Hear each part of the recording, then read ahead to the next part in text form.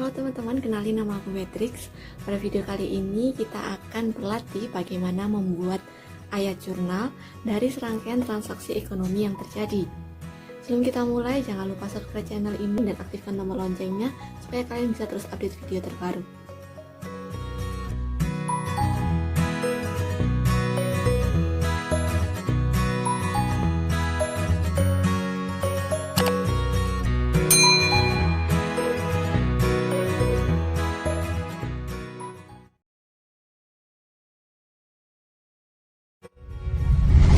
Oke, pada video sebelumnya sudah sempat kita singgung bahwa pencatatan yang kita gunakan ini akan menganut sistem double book entry atau pembukuan ganda. Oleh karena itu, untuk membuat ayat jurnal, kita harus benar-benar paham tentang persamaan dasar akuntansi beserta semua elemennya. Mengapa? Karena dari sanalah dasar ini berasal. Jadi, dengan memahami konsep persamaan dasar akuntansi beserta elemennya, sekarang teman-teman sudah bisa mengenal mekanisme debit kredit. Nah, dari konsep debit kredit yang sudah kita pahami, sekarang kita akan membawanya untuk diaplikasikan ke dalam penjurnalan. Sebelum kita masuk ke pembahasan soal yang kemarin, aku ingin memperkenalkan sebuah alat peraga yang akan kita gunakan, yaitu akun T atau T account. Jadi akun T ini berbentuk seperti huruf T kapital, di mana sisi kirinya adalah sisi debit dan di sisi kanannya adalah sisi kredit. Dan di bagian atasnya diberi nama akun yang akan kita gunakan.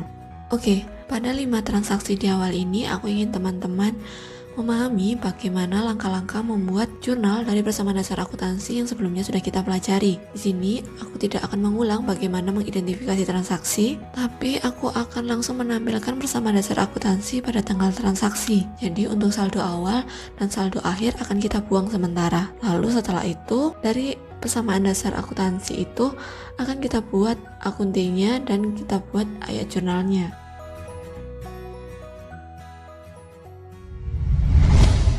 Oke, pada tanggal 1 Januari 2020, Pak Oga menyetor uang pribadinya sebesar 15 juta sebagai modal untuk mendirikan usaha. Sebelumnya kita mengetahui bahwa atas transaksi ini terjadi pertambahan kas dan modal sebesar 15 juta. Dan seperti inilah persamaan dasar akuntansinya.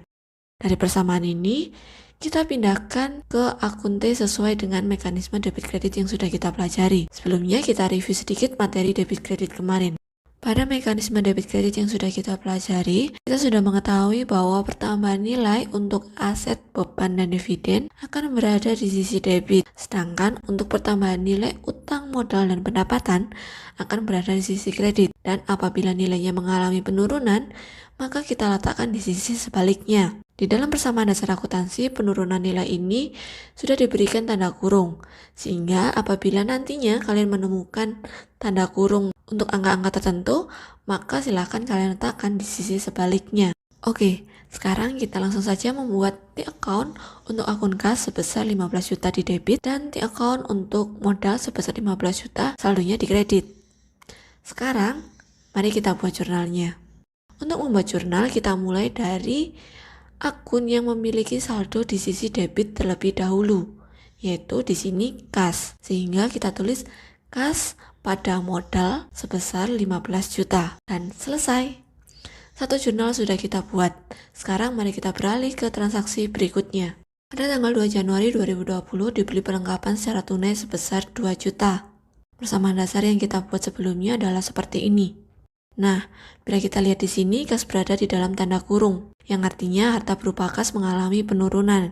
Apabila kalian menemukan hal seperti ini, seperti yang sudah dijelaskan di awal, bahwa kita akan meletakkan saldonya di sisi sebaliknya. Dalam hal ini, karena kas bertambah di sisi debit, maka akan kita letakkan di kredit. Maka, akun T untuk kas bersaldo kredit sebesar 2 juta, dan untuk akun perlengkapan yang merupakan bagian dari harta di sisi debit sebesar 2 juta. Sehingga kalau dibuat jurnal adalah perlengkapan pada kas sebesar 2 juta. Transaksi selanjutnya adalah pada tanggal 3 Januari 2020, di mana Pak Oga membeli mesin fotokopi seharga 10 juta, di mana baru dibayarkan sebesar 4 juta dan sisanya dibayar kemudian. Dan sekarang kita lihat persamaan dasar akuntansinya. Di sini ada 3 buah akun yang terlibat, yaitu kas, peralatan, dan utang usaha. Caranya masih sama seperti yang kita buat tadi, yaitu kita buatkan masing-masing akun T-nya dulu. Untuk kas berada di sisi kredit sebesar 4 juta, lalu peralatan di sisi debit 10 juta, dan terakhir ada utang di kredit sebesar 6 juta. Sehingga kalau kita buat jurnalnya, maka yang terlebih dahulu adalah peralatan karena di debit sebesar 10 juta, lalu ada kas dan utang di kredit di mana kas sebesar 4 juta dan utang usaha sebesar 6 juta. Selanjutnya, transaksi pada tanggal 15 Januari 2020, di mana Pak Oga menerima pendapatan jasa selama 2 pekan sebesar 2 juta. Di sini kita lihat persamaannya. Ada pertambahan akun untuk kas dan pendapatan. Pada video persamaan dasar akuntansi, kita sudah mengetahui bahwa pendapatan merupakan unsur dari modal, sehingga letaknya pun berada di bawah bagian modal. Jadi, kalau kita buat akun T-nya, kas di debit dan pendapatan di kredit, masing-masing sebesar 2 juta. Dengan begitu, kita buat e-jurnalnya, kas pada pendapatan sebesar 2 juta. Oke, kita lanjut ke transaksi pada tanggal 18 Januari, di mana Pak Oga membayarkan cicilan utang sebesar 3 juta kepada PD ABC. Nah, sekarang kita lihat persamaan dasar akuntansi yang sudah kita buat. Di sini, kas dan hutang sama-sama bertanda kurung. Sehingga kalau saldo normal dari kas berada di debit dan utang di kredit, maka kali ini kita akan meletakkannya di sisi sebaliknya, yaitu kas di kredit dan hutang di debit. Sehingga jurnalnya adalah hutang pada kas sebesar 3 juta. Oke, dari 5 transaksi ini sudah semakin paham dan terbiasa ya teman-teman. Untuk teman-teman yang masih pertama, mungkin cara ini langkah awal untuk memudahkan belajar. Nantinya kalian tidak perlu membuat persamaan dasar akuntansi dan akun T terlebih dahulu, melainkan langsung kita identifikasi dan masukkan ke mekanisme debit kredit untuk kita buat ayat jurnalnya. Untuk itu, soal nomor 6-10 ini kita praktekkan dengan cara identifikasi lalu kita buat jurnalnya langsung.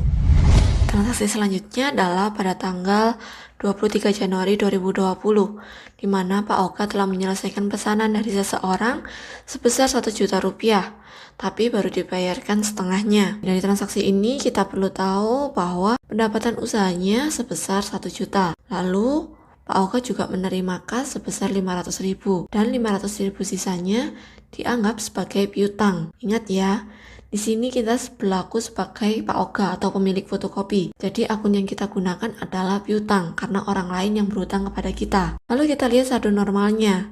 Pendapatan normalnya di kredit, kas di debit, dan piutang merupakan bagian harta sehingga saldo normalnya di debit. Maka jurnalnya adalah kas dan piutang masing-masing sebesar 500.000 di debit dan pendapatan jasa di kredit sebesar 1 juta rupiah.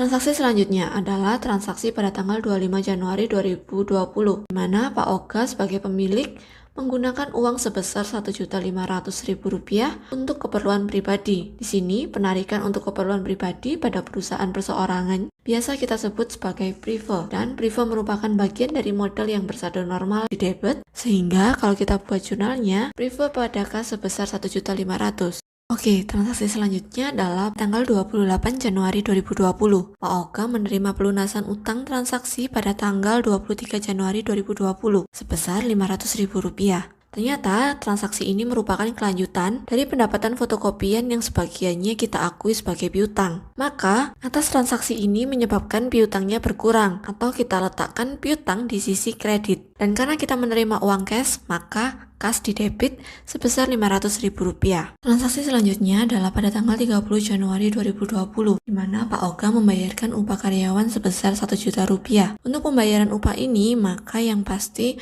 uang kita akan berkurang. Dan selain itu, transaksi ini akan berhubungan dengan akun beban yang bersaldo normal di debit. Maka jurnalnya adalah beban upah di debit dan kas di kredit masing-masing sebesar 1 juta. Oke, yang terakhir, pada tanggal 31 Januari 2020, Pak Oga harus melakukan penyesuaian terhadap perlengkapan yang diketahui bahwa perlengkapan yang tersisa adalah sebesar 800.000. Nah, untuk transaksi ini kita harus melihat nilai dari perlengkapan awalnya berapa, dengan tujuan untuk mencari nilai perlengkapan yang sudah dipakai. Nilai yang terpakai itulah yang akan kita akui sebagai beban dan akan kita lakukan jurnal. Jadi diketahui bahwa nilai persediaan awalnya adalah 2 juta, sehingga nilai yang terpakai adalah 2 juta dikurang 800.000 hasilnya 1.200.000. Sehingga ayat jurnalnya adalah beban perlengkapan di debit dan perlengkapan di kredit sebesar Rp1.200.000.